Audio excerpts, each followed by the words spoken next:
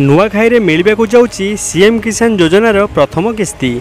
आसंता काली September 8 तारिख नुआखाई रे मुख्यमंत्री मोहन चरण माझी संबलपुर गस्तरे जाई सीएम किसान योजनार शुभारंभ करिवे।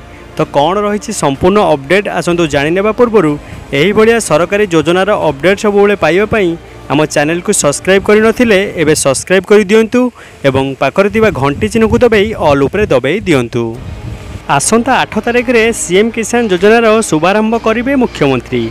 नुआखाई रे मिलिबो सीएम किसान प्रथम किस्ती। कृषि विभाग खर्च दाबी आलोचना पर ए सूचना देइछंती कृषि मंत्री कनकवर्धन सिंहदेव। पूर्व अपेक्षा बजेट 2 गुण वृद्धि करा जायछि। ए सीएम किसान योजना रे वर्ष को 4000 टंका दुईटी किस्ती रे दिया जिवो। गोटिए किस्ती नुआखाई रे मिलिबो 2000 टंका एवं आउ 2000 टंका अक्षय तृतीया रे छड़ा जिवो चाषी अकाउंट को। कालिया योजना अपेक्षा सीएम किसान योजना पाई अधिक टंका व्ययबराद मध्य होईछि।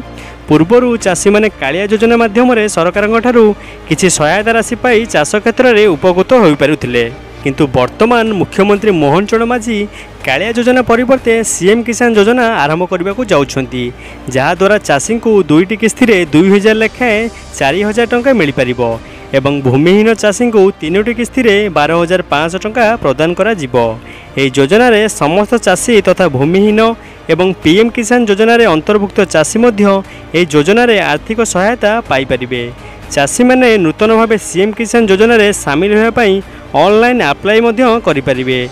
ए सीएम किसान योजना टंका नुआखाई और अक्षय तृतीया रे प्रदान करा जिवो। काली अर्थात सेप्टेम्बर 8 तारिख मुख्यमंत्री मोहन चरण माझी सीएम किसान योजनार शुभारंभ करिवे। जो माने प्रकृत चाषी एवं योग्य हिताधिकारी सेमाने एही योजना रे उपकृत होई परिबे। 45,67,542 क्षुद्र और नाममात्र चाषी एवं 19,12,122 भूमिहीन चाषी सीएम किसान टंका पाई परिबे। तो वीडियोटी आपको साहाय्य जोग्य लगी वीडियो को निश्चय लाइक करने सहित आपन बंधु मानक शेयर कर दियंतु।